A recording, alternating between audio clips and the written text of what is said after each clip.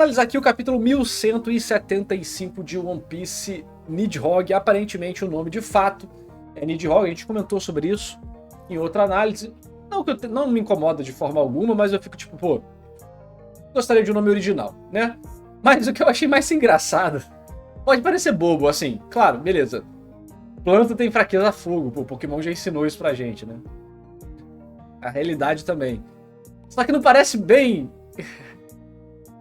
Tipo, caraca, tá todo mundo com maior dificuldade pra sair dos espinhos do Somers e tal.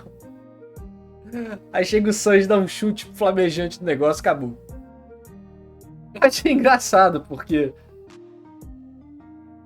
os espinhos do Somers eram impossíveis de ser arrebentados, né? Caraca, ninguém consegue, ninguém dá certo, nunca funciona, sei que e tal. Aí vem o Sanji faz Tony. E corta a parada. Enfim. Fogo em One Piece sendo útil? Nada em mangá é útil até o momento derradeiro, né? Nenhum poder mata mesmo, só nas partes específicas. Eu achei meio repentino, não curti, mas entendi que era pra poupar tempo. Eu achei que foi tipo... É que foi um problema criado de uma forma tão intensa, né, durante os capítulos. Meu Deus! Tá todo mundo preso, espinhos do Somers, não sei quem e tal. Pra ter uma solução tão repentina na primeira página. Tipo, upt, acabou. Foi meio ovo, calma lá. O rolê do Sanji é literalmente esse, homem de 1000 inutilidades. É um homem que na primeira página resolve os problemas.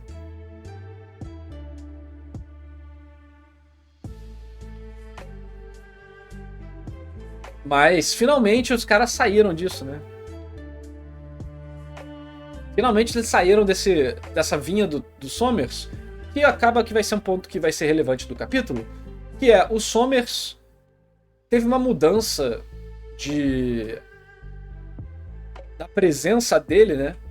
Bem específica, porque quando o Somers aparece pela primeira vez, ele é um personagem que ele tem uma presença, né? Ele parece ser mais velho, ele é mais velho, né? Mas ele parece ter uma experiência a mais, ele parece ser mais sério, de certa forma. Pelo menos foi a impressão que eu tive, eu posso estar enganado.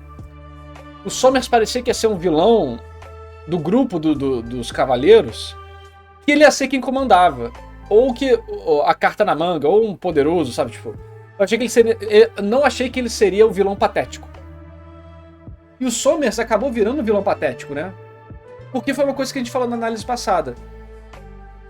O Somers está sendo constantemente massacrado pela história. Não tipo, o canalha que tem que se ferrar, mas não, a escrita do Somers está meio que tipo, deixando ele meio bobo. E eu falei, pô, é meio estranho isso pelas formas que foram apresentadas, a menos que o Oda queira fazer que o Somers realmente vire um paspalho, vamos dizer assim, né? Eu sempre achei ele meio patético por causa da entrada dele, mas One Piece brinca com isso, você sabe, né? Tipo, o Shanks é um mendigo, porra. A tripulação do Roger é um bando de mendigo. Ele tava ali de samba canção. Porra. O Senhor Pink tá de chupeta. E roupa de criança. Roupa de bebê.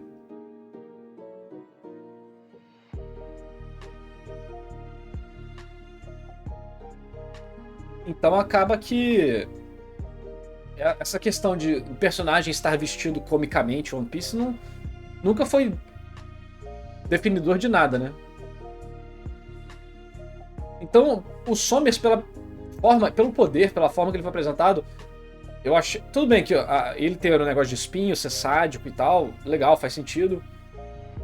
Mas eu achei que ele tinha uma outra imponência, né? E durante os capítulos ele foi... Não durante os capítulos, acho que especificamente... Sei lá... Em God Valley ele foi humilhado, e desde então ele só é humilhado pela história. Não do ponto de vista que a gente tá falando de o canalha que está sendo humilhado, mas a história não tá dando espaço pra ele fazer nada, só se fuder. E aí... E acabou indo por esse caminho, né? Que eu falei, pô, o Somers tá ficando meio caricato. Acho que isso é a palavra correta. Ele tá ficando muito caricato, mais do que ele aparentou ser no início, né? E acabou virando isso mesmo. pra ver pelas caras e bocas dele aqui, ele virou isso mesmo. E acabou. E acabou o Somers.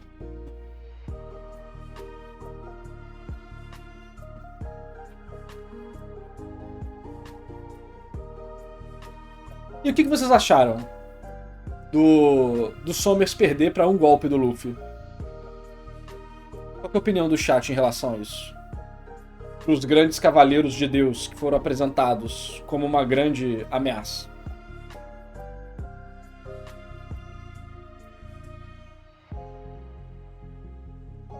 Já era esperado, sinceramente? Vai regenerar? Será que vai regenerar o golpe do Haki lendário do Luffy Nika, salvador do mundo?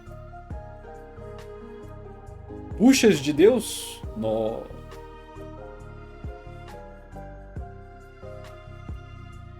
Randomizado. Acho difícil ter um gap muito grande pro Shenrock, por exemplo. Porque senão o nível de poder da galera dos Cavaleiros de Deus é totalmente irregular, né? Se o Shenrock bate de frente com o Luffy, o Somers é um soldadinho, né? Oda, vou acelerar a história. Não mentiu. Pois é, né? Não mentiu. Oda já perdeu o controle com o nível de poder do Luffy? Tendo a concordar. O Gaban falou que dá pra atrasar, mas não dá pra matar. Só o Loki pra matar o Imortal. E ainda assim o Imortal quis morrer. Será, o Shoma, que isso vai ser verdade para o Luffy? Lembra que o Luffy é livre. Se eu repetir essa frase de novo, eu morro, né? A maior desculpa pra fazer qualquer coisa, One Piece. O Luffy é livre. Ai, ai. Assim, não tem conclusão aqui. Não dá pra saber o que aconteceu ainda, né? Vamos ver o que vai acontecer nos próximos capítulos. Mas eu achei que o Somers... Eu achei que... Se o Somers foi derrotado assim... Lembrando que o Somers foi derrotado assim depois de todo mundo se fuder pra ele. O que vai acontecer com o Kirin? Com o Kiringan? Será que ele vai ser derrotado tão fácil assim também? Aí parece que, tipo, o problema que eles apresentaram na ilha nem era tão grande, né? Porque, tipo, um negócio tão... Um estalo, acabou. E aí vai ter a Gunko, né? A Gunko já tem a Imu dominando o corpo dela, então vai ser mais complicado. Mas nesse ponto, o Dory e o Brog encapetado não parece que é uma ameaça de verdade. Eu tô perdendo o senso das ameaças de One Piece. Pra mim, nada mais é aterrorizante. Nada mais causa medo de, teremos problemas com os personagens. Não, sabe? Tipo, vai ser resolvido com o dash corte do Zoro e o soco do Luffy, sabe? O soco colossal de Deus. Então, deu tanto problema, né? Não, Imu, igual eu falei, a menina lá, a Gunko. A Gunko é o ponto fora da curva aí, né? Vamos ver o que vai acontecer com o Imu. Mas, pensa comigo, você acabou de apresentar um novo grupo de personagens. Você acabou de apresentar os Cavaleiros de Deus, a elite da elite da elite do mundo. Eles são mais poderosos do que a CP0. Teoricamente, já deveria ser a mais poderosa de todas. Eles são mais poderosos do que o Shichibukai. Eles são mais poderosos do que os Yonkou. Eles são a elite que pega o poder diretamente de Imu. E os Gorosei? Eu nunca achei que os Gorosei seriam lutadores. Então, quando os Gorosei foram bucha, eu não me importei muito. Afinal, eles não são lutadores. E eu tenho meus problemas com como tudo foi feito, mas em conceito eu não tenho problema. Mais poderoso que o Yonkou, porra. O Shenrock não é mais poderoso que o Yonkou, não. Bota pra mamar. Aí você apresenta o grupo mais poderoso. Gente, é a última elite.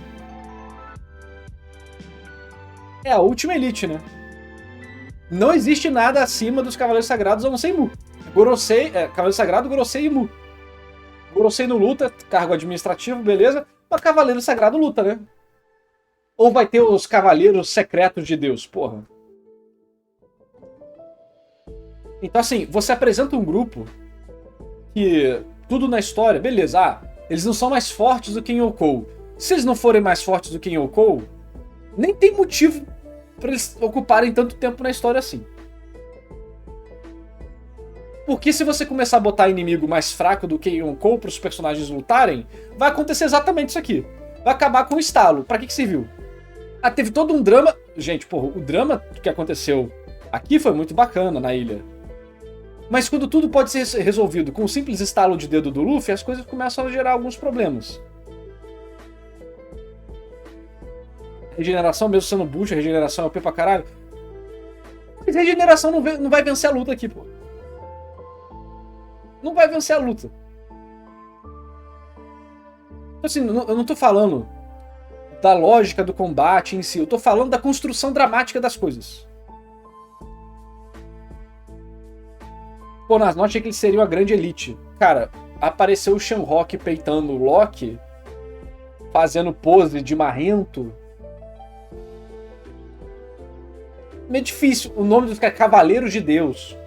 Agora, o membro do Gorosei ali, eles são abaixo diretamente dos Gorosei. Eles são a força de elite que protege os Tenryubito. Eles são os mais temidos de... Porra, gente, pelo amor de Deus, vocês estão de brincation with me face, né?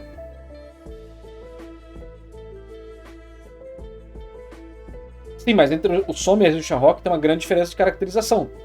Sim, é exatamente o que eu tô falando. No início, o Somers parecia mais pomposo, né?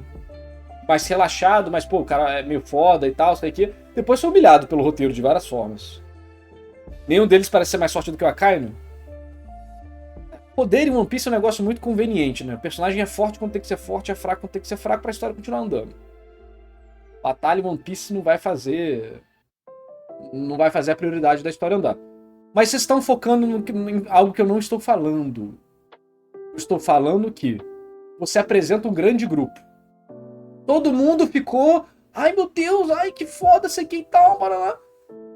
Era o grande novo grupo de One Piece que ia rivalizar com os personagens. Pô, os Yonkous acabaram. Os Gorosei acabaram. Tipo, acabaram no sentido de... Foram derrotados. Próximo passo, né? Tipo, a organização não é mais o foco. Próximo passo. A organização não é mais o foco. Próximo passo. Veio o quê? Veio os Cavaleiros de Deus. E eles criam todo um auê na ilha. Só que ao mesmo tempo que se apresenta a eles, com esse... Aparece os personagens sendo foda e tal. Tem todo um drama muito grande na ilha. Só que aí, pelo menos um deles, vamos falar os Somers aqui. Ele demonstra, durante a história, não ter capacidade... Acho que é mais um problema do Luffy, né? Nem piscar pro Luffy.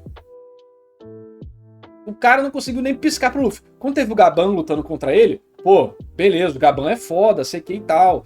Gaban tá nível, porra, Gaban e Zoro tão parecidos. Só que isso aqui faz o Luffy ficar totalmente dispareado com tudo, com todo o resto, né? E aí você começa a uma coisa que você tem que tomar cuidado, que é algo que eu já tô falando há muito tempo, que é, eu adoro Gear 5. Adoro. Acho Gear 5, sei lá como vocês gostam de falar. Eu acho que foi a melhor coisa pra brincar com coreografia de One Piece. A coreografia final da luta contra o Kaido é muito divertida, adorei. Só que o Gear 5 tem que tomar cuidado pra não banalizar não só o Gear 5, mas como as lutas onde ele aparece. Que foi uma coisa que aconteceu em Egghead. A Egghead não teve ameaça nenhuma com os Gorosei, tanto é que virou meme na comunidade os Gorosei serem extremamente desinteressantes. No combate ali, foram personagens que foram jogados no lixo.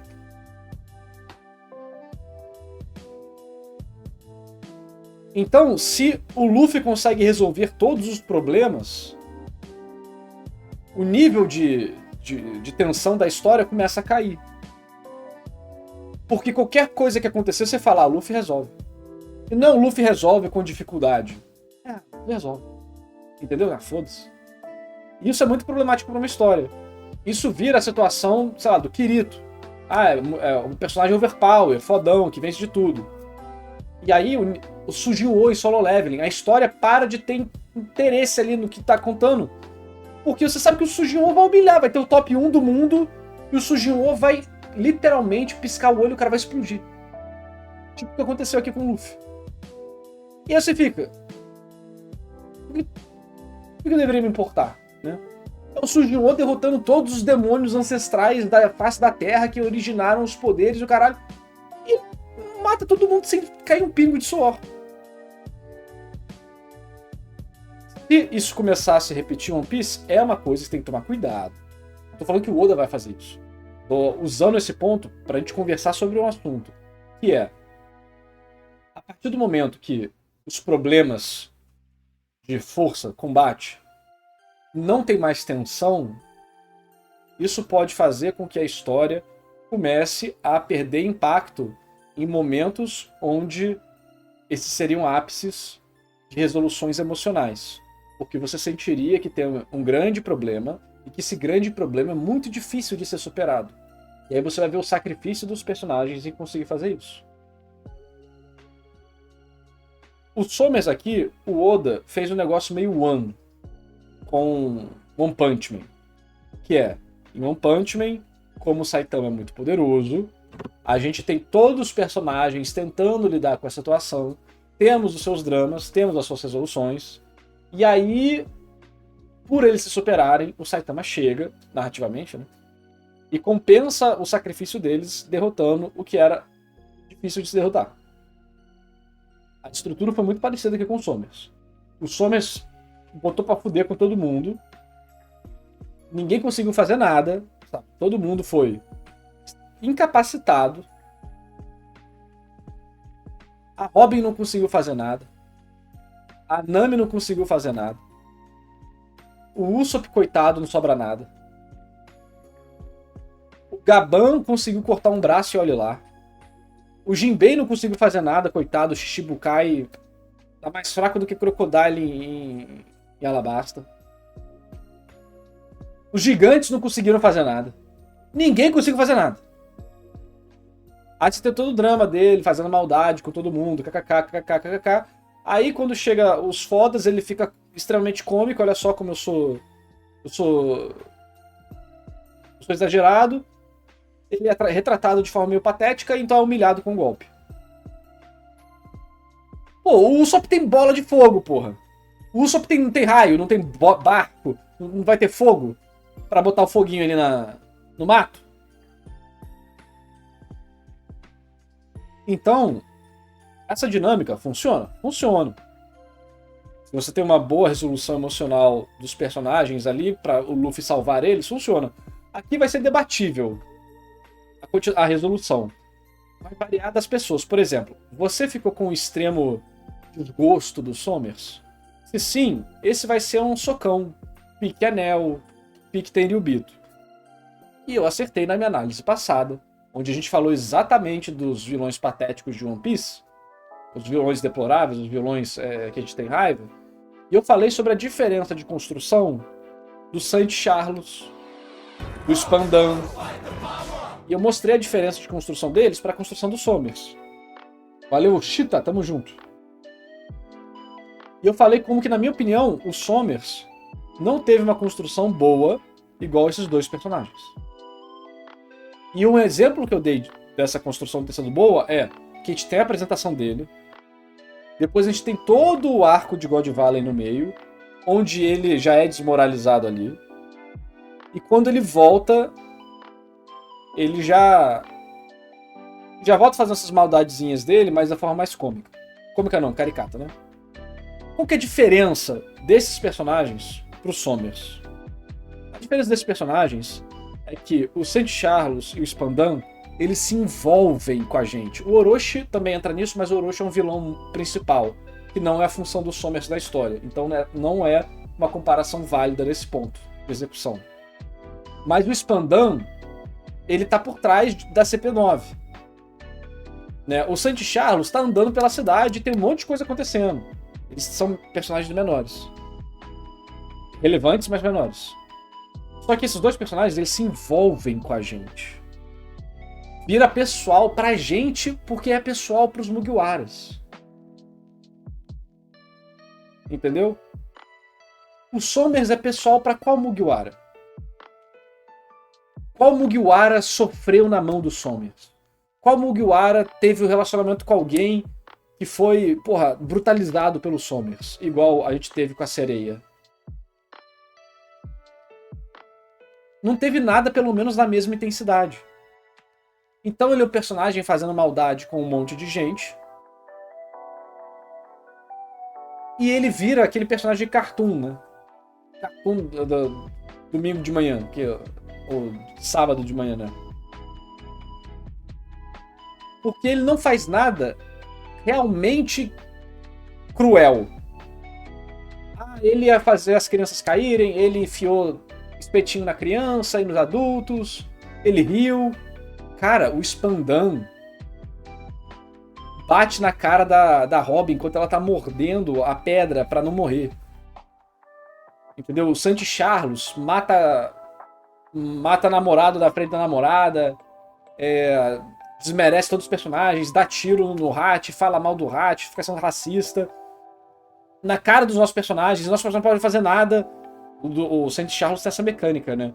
Que as coisas ruins que ele faz, beleza, são ruins. Mas o que é extremamente frustrante é que o Zoro pode matar ele, mas não mata. Não pode matar. A Bonnie impede de matar ele. Você fica, caralho, que filha da puta.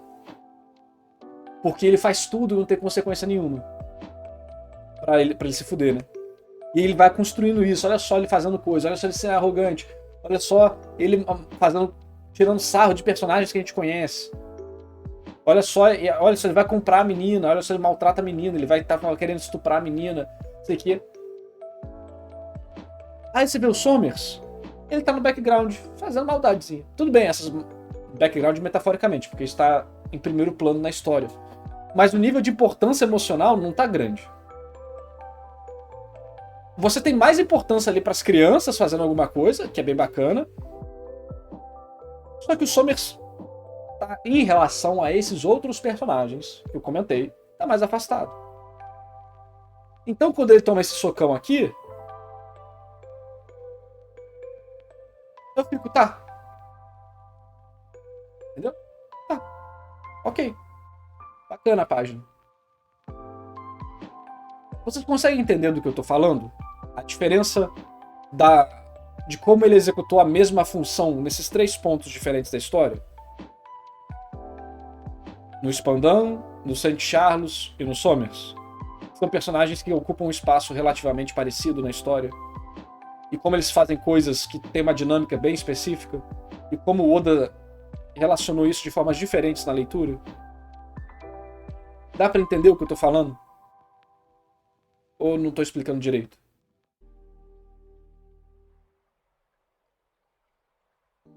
Isso não quer dizer que essa parte ficou ruim não, tá? Eu só tô usando isso de comparação pra mostrar o que a gente já teve no One Piece. E é isso que eu faço. Eu não tenho capacidade de fazer o que o Oda faz, nem de perto. Mas eu posso olhar o Oda em comparação com o próprio Oda. Entendeu? Em outro ponto da história. Que é pelo menos a forma que eu prefiro analisar histórias. Não comparo com a minha habilidade. Comparo com a habilidade do próprio escritor.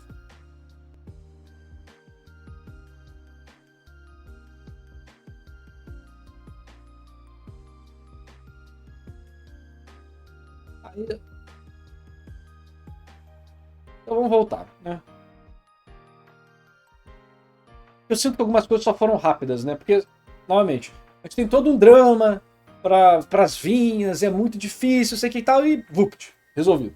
Então, realmente parece que é questão de velocidade mesmo. O Oda está acelerando a história porque ele tem as necessidades dele e não dá pra culpar o cara, né? Pra ser sincero, não dá pra culpar a velocidade que ele tá fazendo as paradas. Tem que acontecer. Mas a qualidade do capítulo não fica igual quando o Oda não tinha essa pressa.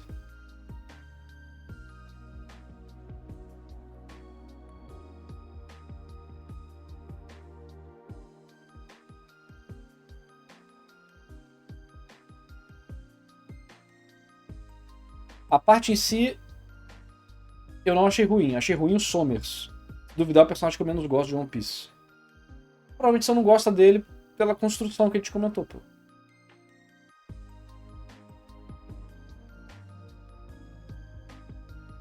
Mas, continuando, né?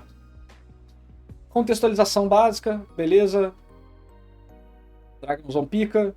Ficou bem legal o design, gostei dele. Ele é um dragão mesmo, né? Não é um Ivor. É um dragão. Um dragão.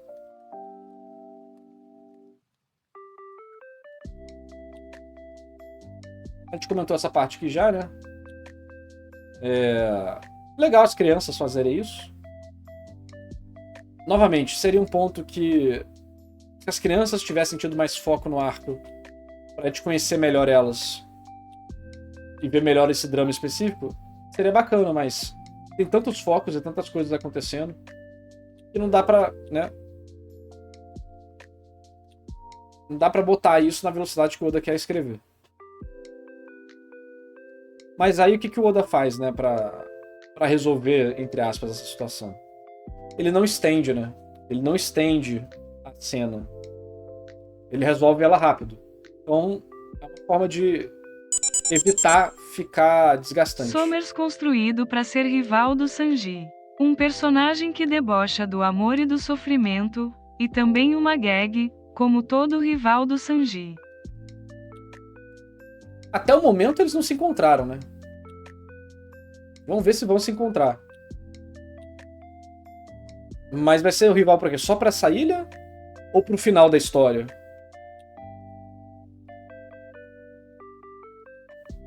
O Oda vai ter que fazer um negócio legal pra gente ver esses cavaleiros de novo, né? Porque eles tomaram muito tempo e eu vejo que a maioria das pessoas tá esperando o Shenrox, né? Quero ver o Shenrock, quero ver o Shenrock. Pra ilha? Vamos ver, um dia a gente faz um bolão aí pra ver se vai ter alguma coisa. Eu não acho que ele vai se regenerar pra ilha, não, cara. Não acho que ele vai se regenerar pra ilha. Tem que resolver a Gunko, tem que resolver o Kirigan. Esse... Não vai ter como ele voltar pra resolver. O Zoro e o Sanji de certo não vão fazer nada, mano.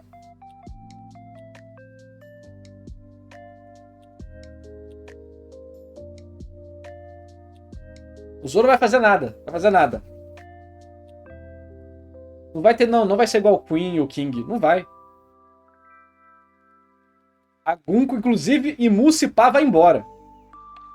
Em vez de cair na pancadaria aqui, Mu vai embora, vai desencorpar da Gunko. Porque olha só, tá chegando muito próximo do ápice já, pô.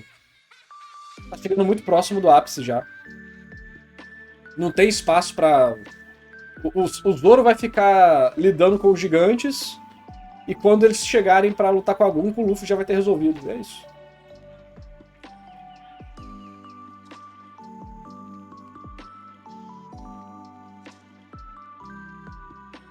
Eu acho muito difícil ter uma luta dessa. Pô, final de Wano, ele foi construído pra ter um embate de tripulações, né? O Wano é pra ser isso, né? É pra ser uma grande guerra entre duas grandes tripulações piratas. Dois grandes grupos, né? Aqui não é isso, né? É igual falar, pô, imagina quem viu o início de Wano falando sobre fome, comida envenenada com o Smile e o caralho. O nego apostou a casa falando, o Sanji vai ter um desenvolvimento especial em relação à fome em Wano. O Sanji em nenhum momento questiona a fome de Wano. Até o Zoro faz isso. O Sanji em nenhum momento reclama da fome de Wano. E aí? Valeu, Jota, tamo junto. Então, assim, beleza. Pode ter sido construído com coisas que tematicamente refletem o Sanji. Mas eu não acho que tá no tempo disso acontecer. Pode acontecer? Pode. Eu não tenho como ler a mente do autor. Eu tenho que, como ler, é a escrita dele. E o que isso aparenta, né? E o que tá aparentando aqui é ápice de arco. Perceba a estrutura. Teve a introdução geral dos draminhas da ilha, mural, invasores, flashback do Loki com o Shebeck com o God Valley, volta pra treta dos invasores, um deles é derrotado, tem a Imu e tal. Cara, isso já tá. Isso é ápice, pô. Isso tá no ápice do nível de tensão do arco. Vai ter o quê? Mais uns 2 ou 3 capítulos estourando esse nível, né? Subindo mais ainda. Vai finalmente. O Luffy e a Imu vão se encontrar. Finalmente eles vão se encontrar. Finalmente. vai acontecer alguma coisa e Imu vai embora. Sabe por quê? Porque a Gunko já perdeu o controle. Ela viu o Brook e ele falou, ai meu Deus, minha cabeça, sei que e tal. E a Imu teve que reforçar o controle. Então a Gunko não vai ser derrotada dessa forma também. A Gunko não vai ser ferida, destruída igual o Somers foi.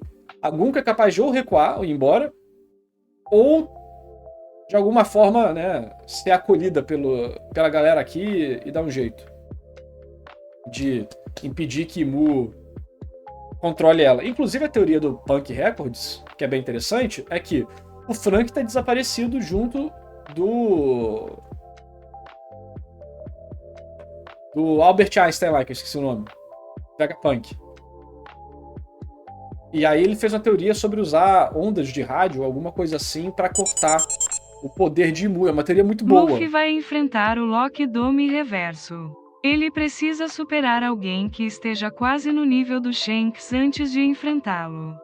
Acho que Imu vai embora. Lock Domini Reverse? Não acho que vai ter Lock Domini Reverse. Por causa da construção emocional que tivemos do Loki, a resolução dele de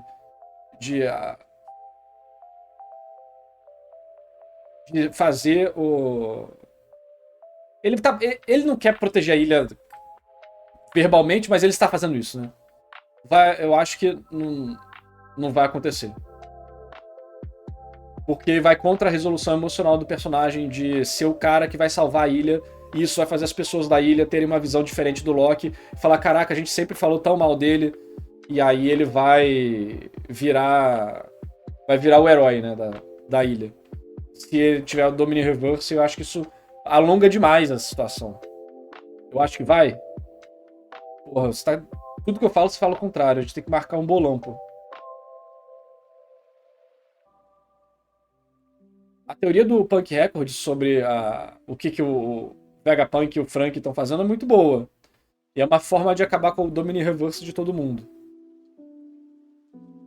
Mas a Bonnie, eu acho que, mano, esquece essa porra de Bonnie. Acabou já a Bonnie. Acabou o momento dela, cara. Acabou o momento da Bonnie, esquece. Esquece Bonnie Mugiwara, esquece todo mundo modo Nika.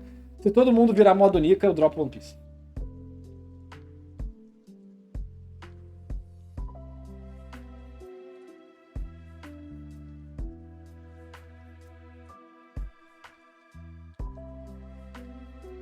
Eu vi a teoria do Bruno Bandeira sobre todo mundo modo Nika, eu fiquei com medo genuíno.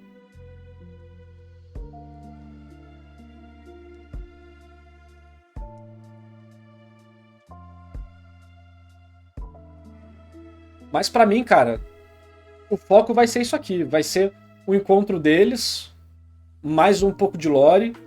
O Luffy viu o Imu pela primeira vez. Pode ter alguma coisinha, mas a partir disso o arco abaixa. O arco começa a baixar o nível de intensidade. Pode continuar aumentando? Pode. Igual eu falei, não tem como eu prever o que vai acontecer no One Piece. Pode o Loki tomar um Domini Reverse? Pode chegar o Vegapunk com o Frank com outra parada? Pode o Somers reviver e lutar contra o Sanji e aparecer alguém pra lutar contra o Zoro de cara a cara e a gente ter uma mega batalha que vai durar mais 30 capítulos? Pode. E disso já emendar pro arco final de One Piece, porque foi o incidente que causou o fim do mundo? Pode. Arco do Usopp. Você só não vai poder ver o último arco do Usopp! Brutal, mano. Você não vai poder ver o último arco do Usopp, cara. Você também, ó.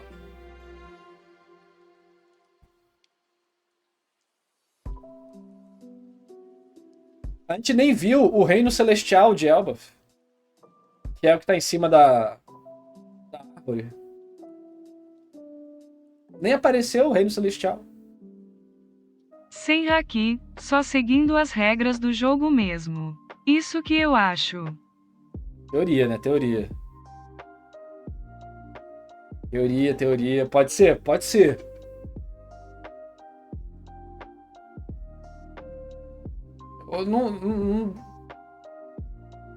É que assim, você está usando Conte vozes da cabeça para justificar o que você acha que vai acontecer nos capítulos, né? Tipo, a minha teoria é que o Luffy vai fazer isso. O Luffy e a Bonnie vão mudar isso igual a lógica do jogo. Existem 0 bases disso na obra, mas é uma suposição baseada em elementos que foram apresentados e você tematicamente está conectando esses elementos. Beleza. É válido. Só que não é a linha que eu sigo. Não, eu sei que é a regra do jogo, mas... Sim, eu tô falando, beleza, a regra do jogo real e tal, e o nome da técnica tem o nome do jogo, tudo bem. Mas eu tô falando em nenhum momento nada disso aconteceu na obra. Você pode teorizar que isso pode acontecer por causa das referências e influências? Pode, e tá tudo bem. Só que essa não é a linha que eu sigo. Eu vejo só o que está no quadrinho. Entendeu? Então, pode ser isso? Pode. E pode ser outra coisa. Totalmente diferente. Não se sabe. Por isso que eu não levo isso em consideração, porque eu estaria fazendo previsões que não são narrativas. Você está supondo como funciona o poder do personagem a partir das referências do mundo real, do nome daquele golpe. E é válido também. Existe essa área de discussão. Não estou negando que existe. Porque eu não faço isso. A onomatopeia faz som do tambor, um ritmo mais lento? Pode ser. Mas nada disso significa que o Loki vai tomar Domini Reverse e o Luffy e a Bonnie vão tirar ele disso. Entendeu? Você tá fazendo um salto pra dizer isso. De, tipo, o poder funciona assim, logo o Loki também vai ser atingido puramente pra gente ver o poder funcionando assim. Você já tá dando uns passos que eu, pessoalmente, não dou. Não é porque a forma do jogo funciona assim que o Loki vai tomar Domini Reverse. Essa linha de causalidade não existe, entendeu? A teoria melhor do que as ondas de rádio, que fazem ainda menos sentido. Aí você discute com o Mano Punk Records. Eu não sei de One Piece o suficiente pra discutir teoria e falar o que vai acontecer baseado em teoria ou não. Eu sempre deixei isso bem claro. Vai ver Chapéu de Palha, segue o Punk Records, Bruno Bandeira, porra, o Evandro. Eu só me baseio em narrativa. Só isso. E, claro, não vai estar completo porque eu não tenho domínio da obra em outras áreas. Mas eu em Heaven estava falando, os Gorosei usam magia negra. Eles usam outra parada. Por quê? Por causa da composição dos quadros, por causa do... Aí eu usei os meus símbolos, conhecimentos ocultistas, né? E eu até falo, quem tava lá na sala dos Gorosei era o Shanks. E vou morrer com isso, até o Oda me provar o contrário.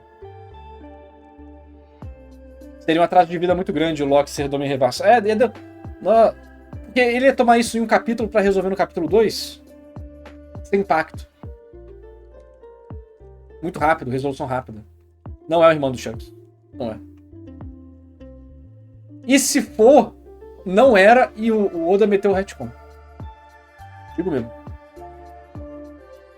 Mas depois que você vê uma explicação no meu vídeo lá, não tem como dizer que não é. Não tem.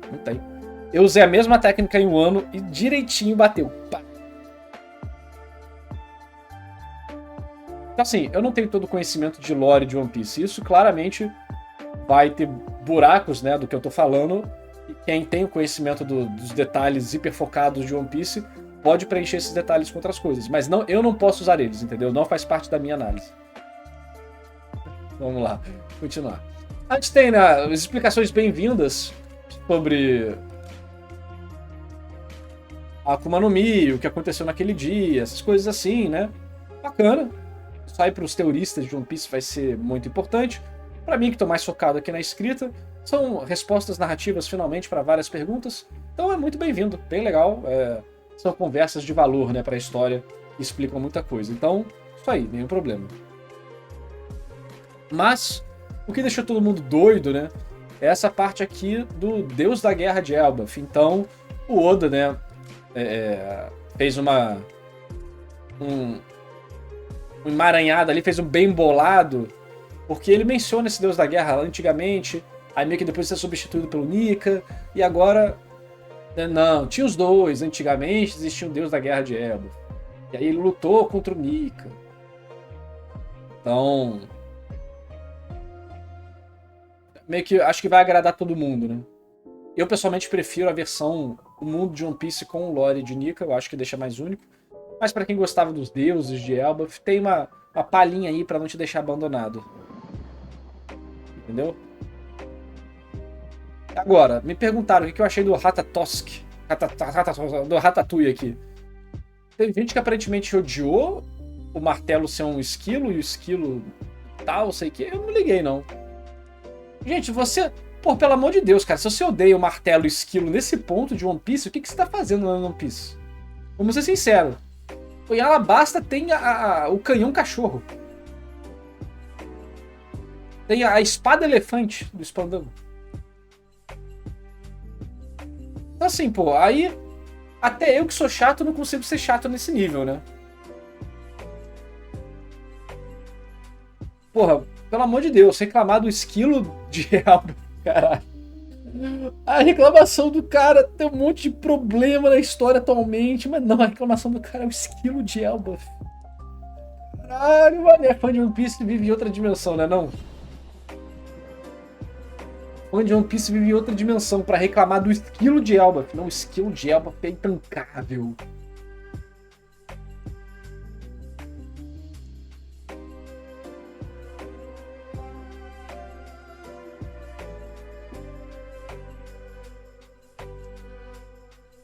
Tem essa questão dele ter botado a vida dele no martelo, né? E aí, aparentemente... Aí tô falando, ele é mágico, porque as outras eram tecnológicas e tal. Aí vem a sacada, né? O que o Vegapunk fez, como a pesquisa dele envolve muito mundo antigo, muito provavelmente foi ter descoberto como isso era feito antigamente. E ter botado uma pegada de tecnologia ali no meio para facilitar. Mas muito provavelmente, o processo de dar a vida e virar uma fruta é uma coisa que já existia no mundo de forma natural, sobrenatural, né? E o Vegapunk arranjou uma forma de cientificar isso, né? Botar de forma científica. Mas eu não vejo contradição entre as duas coisas, não. É uma Akuma no Mi ou não? Eu acho que é, porque se não é uma Akuma no Mi, parte do mesmo princípio que gerou as Akumas no Mi. Porque senão você estaria introduzindo uma outra mecânica tão distante da história em uma coisa que já teve a mecânica apresentada, os objetos comem as frutas. Como isso acontece? O Vegapunk sabe, ele que criou isso aí. O caminho mais claro é... Isso acontecia antigamente por causa de algum fenômeno, e o Vegapunk descobriu como ordenar esse fenômeno de uma forma mais controlada.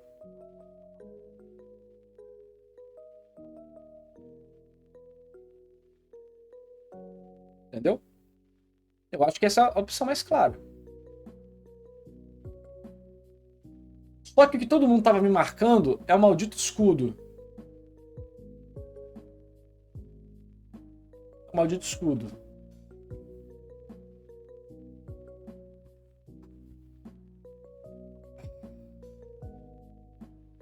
Esse escudo aqui. Estão falando que é isso aqui, ó.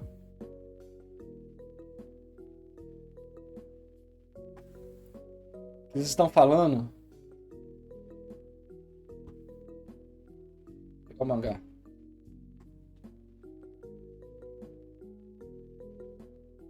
Que é o Homem-Pérola. E que o Homem-Pérola joga fogo. E Nika é o deus do fogo? Foda-se. Aí eles estão falando, meu Deus, é o mesmo escudo. Aí, esses argumentos... Isso gerou Oda Gênio, Foreshadow, nego chamando isso aqui de Foreshadow. Vou explicar por quê. 2. Nego falando que o Homem-Pérola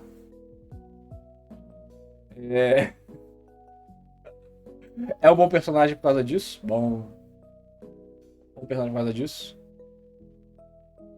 Gente falando que o símbolo estava lá desde... O símbolo estava lá desde sempre. Vamos começar de baixo para cima.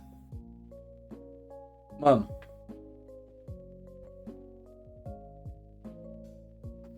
Esse símbolo dessa cruz é porque é uma rosa dos ventos. Isso aqui é uma rosa dos ventos. E é, né, numa bússola, é o que mostra a navegação. Uma rosa do vento. Que mostra o mundo todo, que em One Piece é o símbolo do governo mundial. Que mostra o mundo todo sobre o domínio deles. A cruz é um dos símbolos mais comuns para mostrar a totalidade das coisas. O que ele está aqui é basicamente um símbolo de navegação que vai ser representado em One Piece várias vezes, de várias formas, significando o mundo todo. Muito provavelmente seguindo padrões franceses nesse aqui, né? Porque o Oda usa muito essas referências. Mano, que proporção bizarra desse personagem. Quanto mais eu olho pra ele, mais ódio eu tenho. Então já começa por aí. Não. Esse símbolo não estava desde o início. Eles só estão usando símbolos parecidos. Se Deus quiser, não é o mesmo... E nem é o mesmo símbolo, né? Vamos ser sinceros. Porque esse aqui, ó, é assim... Ó, é assim, assim, assim, assim, assim, assim. Já não é o mesmo símbolo. Já não tem nada a ver. Então vamos com calma. Primeiro, não é o mesmo símbolo. E o símbolo não estava lá desde o início. Segundo, nada disso torna o Homem-Pérola um personagem bom. Desculpa. Não. Continua sendo um personagem que só ocupa tempo no arco, é uma bosta. Terceiro, ou o primeiro agora no caso. Isso não é foreshadow.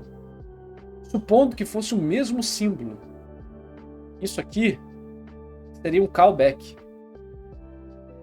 É o autor que fez uma coisa no passado, ele referencia a coisa do passado.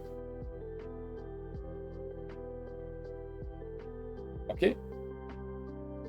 Fã de One Piece adora confundir callback com foreshadow.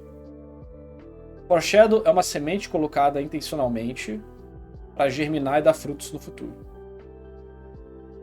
Um callback é quando o autor vê o que ele tinha antes da obra, ele vê o que tinha antes na obra, vê e usa isso para aproveitar e criar alguma outra coisa mais coesa dentro da história. Vou botar aqui uma fruta, sei lá, uma maçã. Uma maçã. Uma maçã feia, sei lá. O rato do Pocket Braver, foreshadow ou callback? Foreshadow. Eu deixei bem claro desde o início que era, né? Uma pessoa descobriu, eu acho. No Pocket Braver 2 vocês vão descobrir o que é. Já tem tudo no jogo pra você descobrir o que é. Mas você acha que o callback tá forçando a barra um pouco. Se for a mesma coisa, é um callback. E não é o callback pro Homem-Pérola, né? Não é o callback pro Homem-Pérola. E nem é o callback pro símbolo em si. Isso aqui é só um callback ou uma inspiração do símbolo da Rosa dos Ventos, gente. E provavelmente, né, o governo mundial tem a sua própria versão, que mostra o mundo todo, e o Nika vai ter a versão dele. Isso aqui. Assim como o próprio Somers tem uma versão específica desse símbolo, né? Aquela família nobre também tem. É tipo... Não, gente.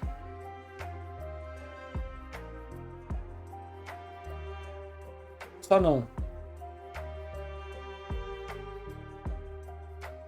Não, Pocket Braver 2 está sendo feito. Já falaram algumas vezes isso. Está em desenvolvimento. Existe mais algum argumento em relação a esse escudinho aqui?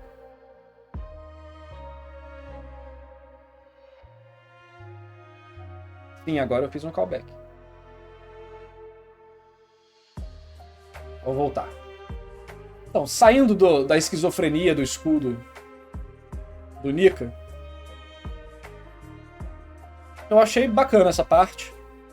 Eu achei que foi um amarro bom aqui, deu uma amarrada boa no lore antigo de Elbaf, trouxe informação que a gente tá querendo. A galera vai discutir muito sobre a relevância dessas informações e tal, mas eu não tô aqui pra saber disso, porque eu não manjo do mundo de One Piece igual vocês.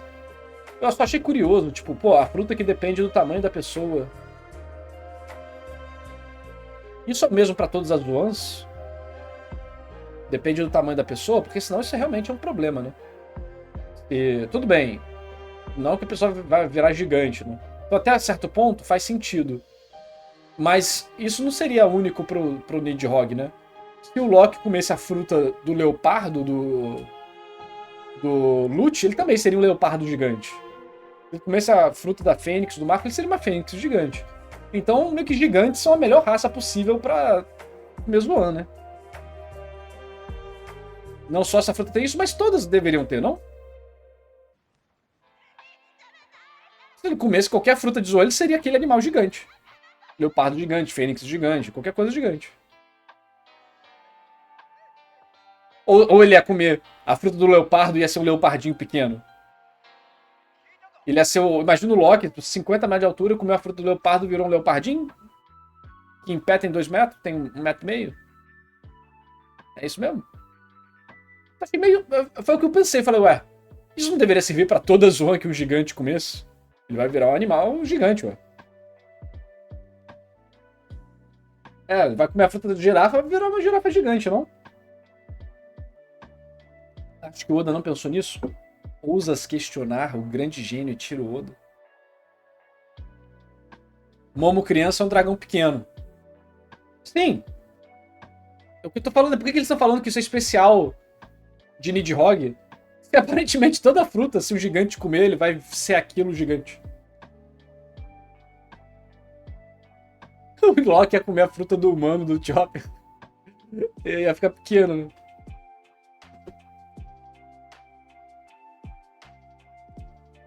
Acredito que eles jogam isso? Não. Faz sentido o seguinte.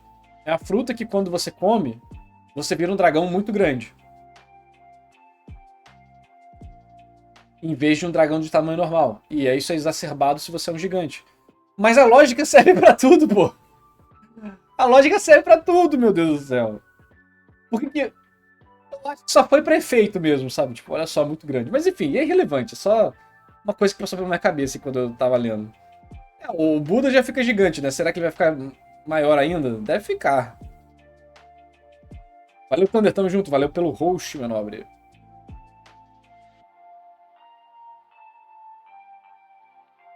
Mas enfim, não é nada, sabe? O povo gosta de discutir bobeira no chat, essa é a verdade. Mas, vemos aqui o tamanho colossal, né? E já é tudo gigante, né? Essa aqui já é uma árvore gigante do tamanho de um prédio. E esse dragão aqui já é o tamanho de um quarteirão. E o tamanho de uma cidade, voando essa porra. Se bem que Oda proporções, né?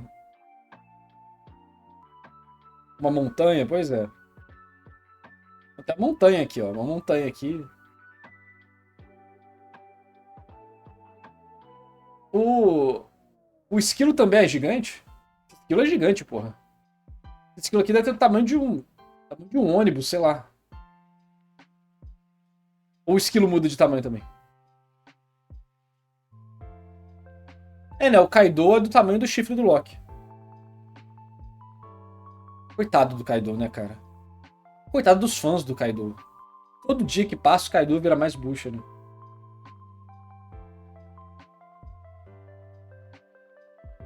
E aí, né, termina aqui o capítulo, que traz uma informação bem legal, né? Um cliffhanger bacana. Que é a Imu conhece Nidhogg, né? O que vai tornar ainda mais clara a referência de ser o dragão que tá no mural. O dragão negro que tá no mural. Muito legal. Muito legal. Acho que tá de fato entrelaçando a história. Agora, quero saber a opinião de vocês nos comentários do YouTube. O que vocês acham dessa junção de, tipo, demônio cristão com mitologia nórdica, Nidhogg, com... Porque tem a Arca de Noé, né, lá no fundo, a Noa. Então é uma mistura aí de simbolismos e mitologias que o Oda tá trazendo, com vários nomes do nosso mundo. O que vocês acham dessa identidade que o Oda tá tentando criar pro mundo? Vocês acham que tá tudo, como pode dizer, tudo tá se encaixando no lugar certinho? É realmente o nosso mundo no futuro distópico, onde o nosso mundo afundou? One Piece se passa no mundo real? Ou o Oda tá fazendo uma salada aí de mistura de mitologias e tudo mais? Porque assim, a mitologia principal de One Piece atualmente é a de Nika, que é a que eu mais gosto. Eu sempre achei isso mais legal do que ter cada ilha ter uma salada de, tipo, origens do nosso mundo, né? Ah, tem a ilha que é brasileira, aí tem deuses brasileiros, tem a ilha europeia e tal. Eu prefiro que, tipo, possa ter as lendas do local, mas tudo, na verdade, é um reflexo da realidade desse mundo, que é a Nika e coisas do tipo. Eu quero saber o que vocês acham dessa mistura de várias mitologias dentro do mundo. Porque, pô, me dá um friozinho na barriga falando, pô, será que é no nosso mundo mesmo? Será que é no nosso mundo mesmo?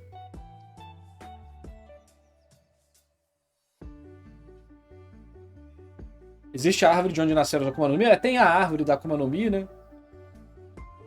Eu acho que...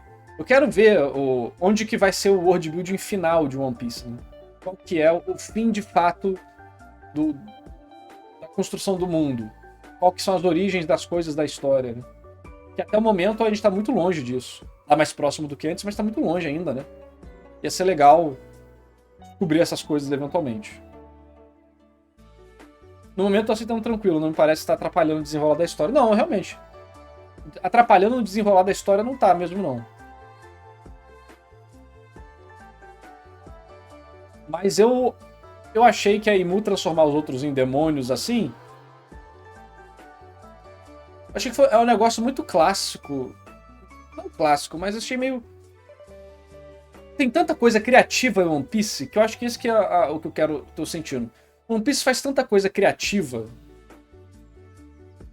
pra chegar, tipo... E o vilão final é um demônio arquetipicamente genérico.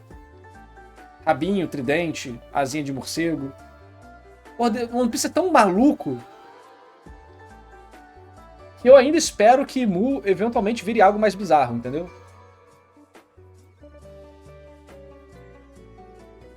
Eu espero que Mu vire algo mais bizarro, que isso aqui seja uma forma, uma capacidade, mas que seja um negócio estranho. Por exemplo, o Gorosei Imusado, que é a aranha com aquele corpo espichado, eu acho que é um negócio mais bizarro. Eu fico, caraca, legal. Então eu espero que esses demônios sejam só, tipo, uma parte do poder. Mas que o poder consiga ser algo maior do que isso, visualmente, né? Porque Imu tá sendo... Aquele negócio, você tá deixando Imu na sombra há tanto tempo que vai ter que ser um negócio muito Chan, né? Quando aparecer. Tipo, descobrir que Imu é um conceito? Não necessariamente. Mas eu só espero que não seja um diabinho, entendeu? Os Goroseis todos vindo de yokai japoneses. Sim, esses aí eu achei ok, sabe? Não tive muito problema com eles, não. Imu é Eva do mundo de One Piece, não irei elaborar. E o Nika é o Adão. É que existem umas, tipo, a fruta do diabo e tal. Então, existiam essas coisinhas na história, né? Só que nunca chegou a ser explorado igual tá sendo explorado agora. Eu fico na dúvida, será que realmente os antagonistas finais terão forças diabólicas tradicionais? É que eu acho que eu sempre esperei um negócio meio galhofa de One Piece, e vi um negócio assim, eu fico tipo, pô, dá uma brincada aí, né? Faz uma sacanagem. Faz um poder maluco, sabe? Que eu acho que esse é um grande mérito de One Piece, ter poderes malucos, inesperados. A gente tá lutando com um cara que era Mochi, a outra mulher lá tem a fruta do varal.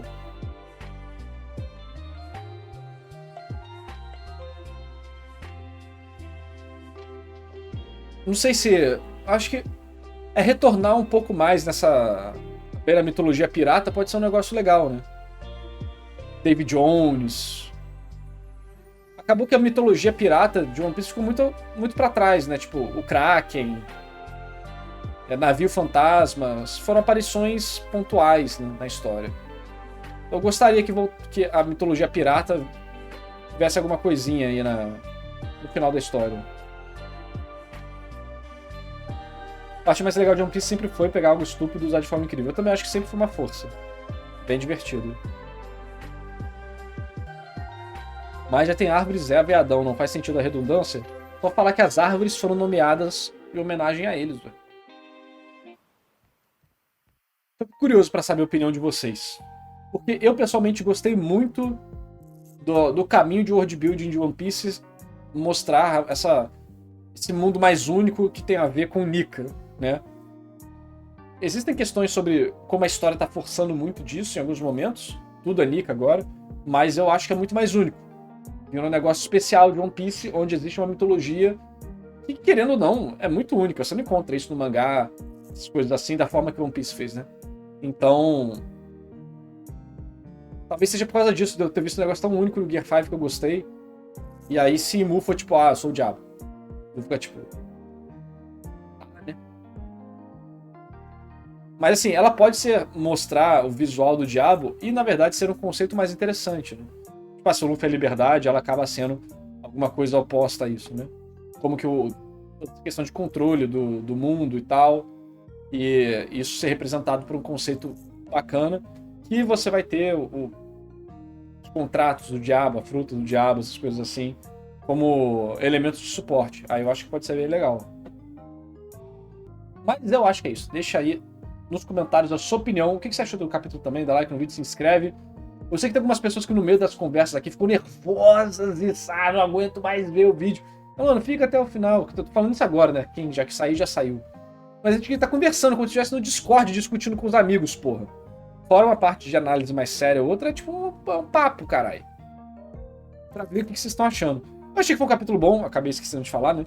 Achei que foi um capítulo bom. A parte que eu menos gostei foi a execução dos Sommers durante Elbaf. Eu não gostei muito. Achei que acabou que tudo que ele se envolveu perdeu impacto pra mim. Muitas coisas que pareceram mais convenientes, como essas vinhas aqui e tal, e os personagens sendo liberados agora. Mas do Loki eu gostei pra caramba. A parte das crianças eu gostei. O personagem tomando porradão aqui é bacana. Ué, por que essa página não tá carregando? E as informações de lore são sempre muito bem-vindas. Eu pessoalmente quero muito lore. Oda faça um capítulo só de lore, pelo amor de Deus. E tá na hora de termos respostas, né?